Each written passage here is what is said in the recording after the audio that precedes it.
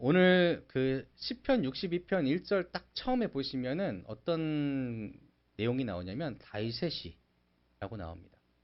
다윗 왕이라고 우리가 기억해 보면 위대한 왕이라고 생각을 하죠.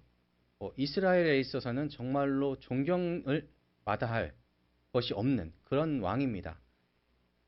전쟁에서는 모두가 아시는 바와 같이 승리를 했고요. 연전연승했고, 그리고 그 부를 따졌을 때에는 성전을 그냥 지을 만큼 금이 쌓여 있습니다. 그 금이 요즘 있었으면 대박이겠죠. 엄청난 부를 쌓았을 만큼 아주 위대한 왕이 다윗입니다. 근데 그의 인생을 찬찬히 잘 들여다보면 행복했을까 싶을 정도로 굉장히 어려운 삶이 연속해서 이어집니다.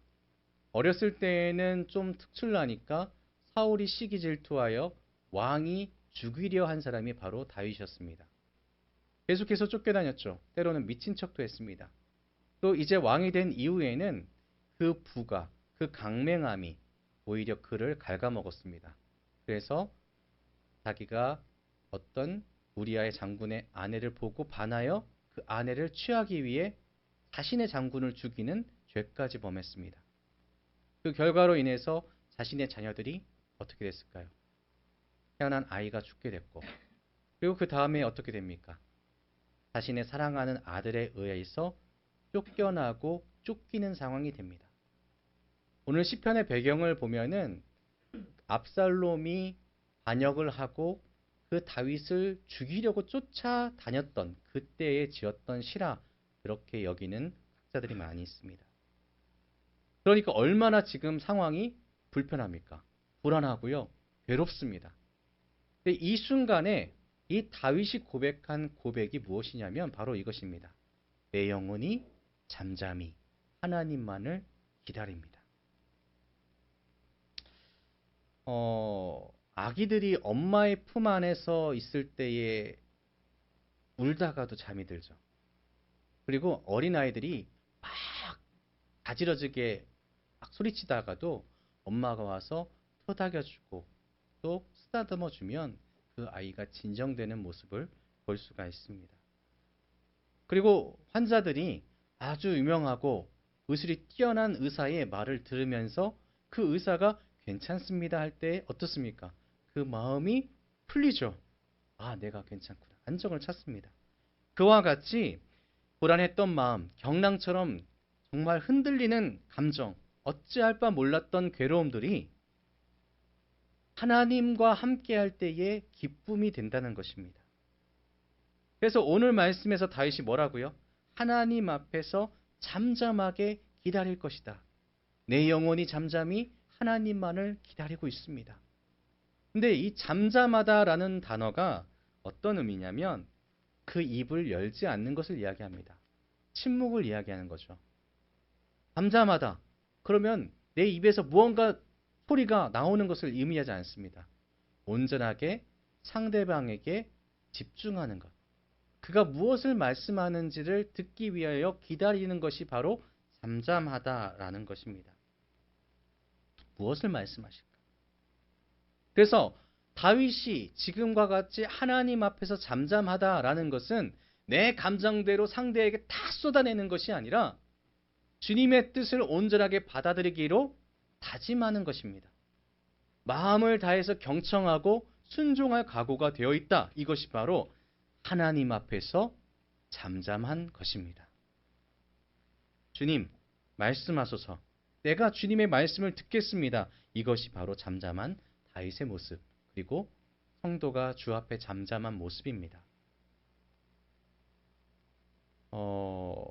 그렇다면 다윗은 왜 하나님 앞에서 이렇게 잠잠할 수밖에 없었을까요? 다윗의 상황에 대해서 제가 말씀드렸습니다. 굉장히 어려운 상황이고 굉장히 불안하고요.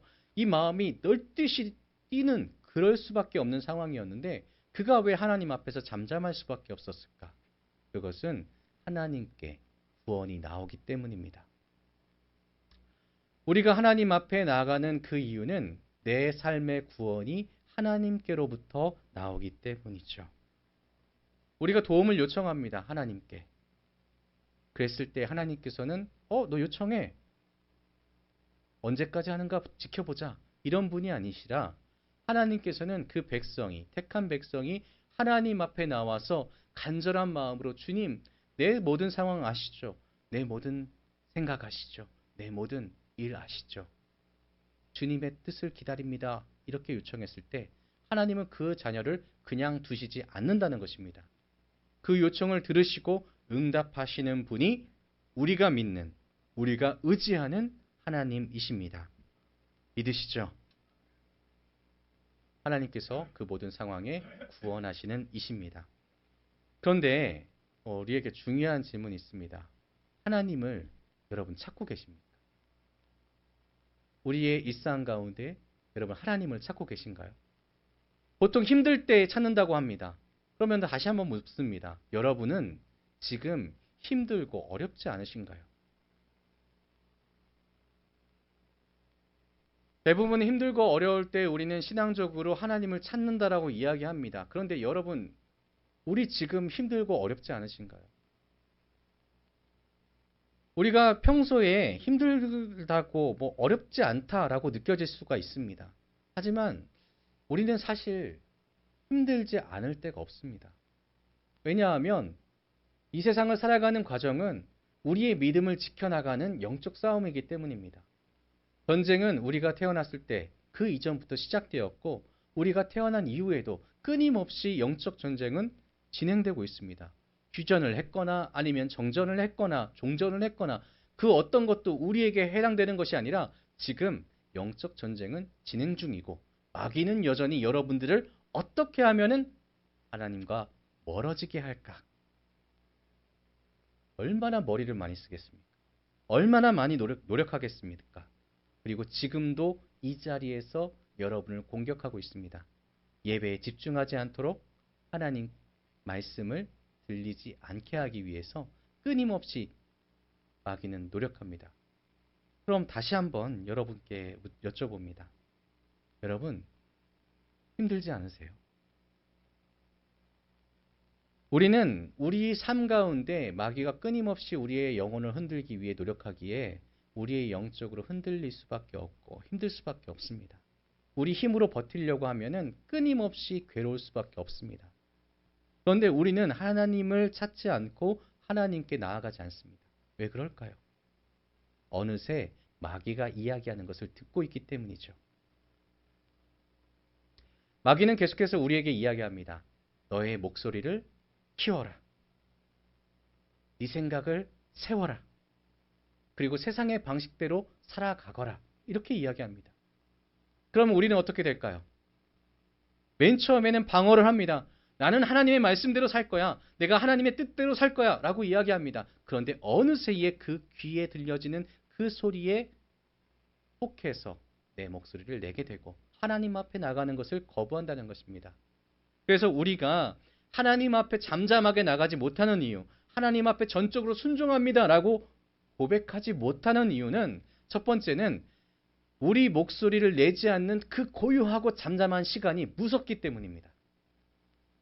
우리는 하나님 앞에 잠잠하라라는 말씀을 듣고 하나님 앞에 나아가야 됩니다. 그런데 잠잠하다, 내 목소리를 내지 않는 그 순간에 세상은 그렇게 이야기하는 겁니다. 지금 세상이 어떤 시대인데 네 목소리를 내고 네 주권을 내고 네 마음대로 살아가는 것이 지금 세상인데 왜 너의 목소리를 하나님께 맡기니? 이렇게 얘기하죠. 아무 말도 하지 않는 그 순간이 너에게 손해라 라고 이야기하기 때문에 우리는 하나님의 뜻을 받는 그 순간 무서운 겁니다. 어떻게 되면 어떡하지? 잘못되면 어떡하지? 하나님이 응답하실 때를 기다려야 되는데 그 기다리는 순간 동안에 무슨 일이 생기면 어떡하지? 그러면 내가 내 뜻대로 내 힘대로 어떤 방법을 써서라도 누군가를 불러서 그것을 해야 되는 것이 아닌가, 이 두려움이 날마다 우리 안을 채워나가기 때문에 우리는 하나님 앞에 주의 뜻을 구하는 그 시간을 갖기가 너무나도 힘든 것이죠. 주도권을 하나님께 빼앗긴다는 그 생각만으로도 머리가 쭈삣 서는 겁니다. 하나님이 말씀하실 때까지 내가 기다려야 되는 거야? 언제까지? 이 생각이 하나님께 나아가는 우리의 발걸음을 막는다는 것입니다. 또 다른 하나는 우리가 나태해졌기 때문이죠. 우리가 믿음의 선물을 처음 받고 정말 감동적인 순간이 있었을 겁니다. 혹여 우리 어렸을 때에 수련회를 가면은 정말 뜨겁게 타올랐을 때가 있을 겁니다. 그때는 어떻게 결단하죠? 주님 뜻대로 살기로 했네. 주님 뜻대로 살기로 했네. 주님 뜻대로 살기로 했네. 돌아서지 않으리. 주님 앞에 나와 난 돌아서지 않을 거야. 주님 말씀대로 살아갈 거야. 사탄 저리 가. 내가 너와 싸워 반드시 이길 거야. 이렇게 열정적으로 우리 삶 가운데 길거리 가다가 찬양을 흥얼거리고 길거리 가다가 하나님께 기도하고 내가 모든 삶 가운데 하나님을 찾는 순간이 늘어나게 되어 있습니다. 그런데 우리의 믿음이 나태해졌을 때는 어떻게 될까요? 우리는 어느새 하나님 찾는 것을 피하게 됩니다. 하나님의 눈에 띄는 것을 피하게 되는 것이죠. 우리 안에 나태가 시작되면 우리 나태는 교만을 일으킵니다. 아담과 하와가 교만해져서 하나님 말씀하신 것을 거부한 이후에 어떻게 행동합니까? 하나님 눈에 띄기를 거부하고 숨어 들어갑니다. 그런 것처럼 우리의 신앙이 나태해지면 하나님 눈에 띄어서 내가 다시금 성실해질까봐 그 힘든 길을 다시 걸을까봐 우리는 계속해서 세상의 유혹 가운데 세상의 달콤한 가운데 나갈 수밖에 없다는 것입니다. 그래서 우리의 신앙을 뭐라고 부르냐면 수고의 신앙이라고 이야기합니다. 왜? 우리는 날마다 하나님 앞에 달려갈 수 있도록 발을 떼야 되거든요. 근데 마귀가 아까 어떻게 한다고요? 유혹한다고요. 여러분 예능에서 어떤 예능 중에 이런 게임이 있습니다. 허리에 고무밴드를 차고요. 뒤에서 누가 계속해서 잡아당깁니다. 그리고 나는 목표를 향해서 달려가야 됩니다. 그게 우리의 신앙이라는 거죠. 마귀는 계속해서 고무를 잡아당깁니다. 너 뒤로 와. 앞으로 가면 안 돼. 하지만 우리의 신앙은 수고의 신앙이기 때문에 당겨지더라도 앞으로 계속해서 조금씩이라도 나가야 된다는 것입니다. 언제까지요? 어느 때예요? 항상입니다. 우리는 항상 이라는 명령을 받았습니다. 어떤 말씀이 있을까요? 한번 같이 읽어보실까요? 시작. 항상 기뻐하라. 쉬지 말고 기도하라. 범사에 감사하라. 이것이 그리스도 예수 안에서 너희를 향하신 하나님의 뜻이니라. 아멘. 항상 쉬지 말고 범사에 우리는 항상이란 명령을 받은 사람들입니다. 그래서 항상 하나님 앞에 나가기 위해서 애쓰고 수고하는 것이 우리에게 필요하다는 거죠. 분명한 대상이 있습니다. 항상 기도하고 쉬지 말고 기도하고 범사에 감사하는 대상은 하나님이십니다. 우리가 나태해지고 두려움 가운데 떨 때에 우리의 대상이 하나님으로부터 세상으로 나갔을 때에 우리는 죄를 짓는 겁니다. 그렇기 때문에 우리는 정신을 차리고 깨어 있어야 된다는 거죠. 그래서 우리는 이 이야기를 할 수 있습니다. 하나님과 함께하기에 기쁘고 하나님과 함께하려니 힘들다. 맞죠? 우리는 하나님과 함께하기 때문에 기쁩니다. 하나님께서 날 구원하시니 기쁩니다. 늘 기쁨 가운데 살아가지만 하나님과 함께하려니 힘들죠. 나 때문에. 그래서 우리는 분명하게 하나님 앞에 나아갈 수 있는 수고가 필요합니다. 얼마나 사도 바울이 하나님께 나아가는 길, 그 길을 나가는 것이 세상의 방해가 심했는지 이렇게 고백합니다. 오호라 나는 곤고한 사람이로다. 이 사망의 몸에서 누가 나를 건져내랴. 그 누구도 나를 건져낼 수 없다는 겁니다. 누구 외에? 하나님 외에. 그 어떤 존재도 하나님 외에 이 사망의 몸에서 건져낼 수가 없으니 나는 이 말은 반대로 하면 하나님만 섬기고 하나님만 따르고 하나님 앞에만 나아가겠다. 이것이 이 사도 바울의 고백이 되는 것입니다. 그래서 우리는 다윗처럼 고백할 수 있어야 됩니다. 나는 공고한 자이니 나의 영혼이 잠잠히 하나님만 바라겠습니다. 우리 이 시간 한번 고백해 볼까요? 시작. 나의 영혼이 잠잠히 하나님만 바랍니다. 아멘. 이렇게 고백했을 때에 우리의 이유가 생깁니다. 왜요? 나의 구원이 네게서 나기 때문에. 요즘 교회의 많은 신앙들은 편하게를 외칩니다. 성도에게 가장 좋은 서비스를 하고 가장 편한 것들을 제공하고 환경을 마련해 주려고 합니다. 그런데 잘 생각해 보시면 우리가 가장 뜨거웠을 때는 우리가 조금 불편할 때였습니다. 그때에 사람들은 회개했고 그때 더욱더 하나님을 찾았습니다. 어려워도 하나님을 찾고 애쓰고 수고하는 삶, 그것이 우리에게는 필요하겠죠.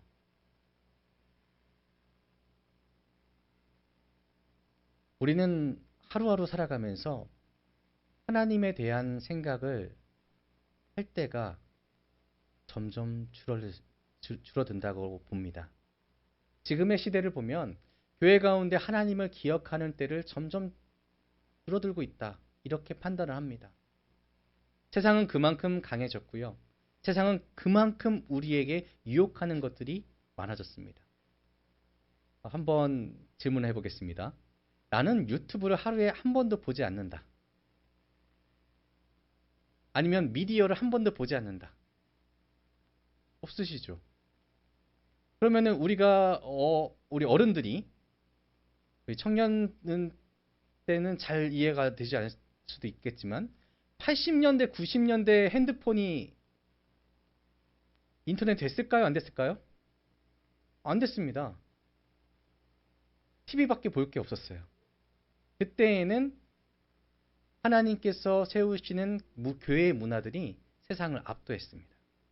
그렇기 때문에 교회에서 즐겁게 찬양하는 것, 교회의 음악들이 세상의 것들을 변화시켰습니다. 그런데 지금 보십시오.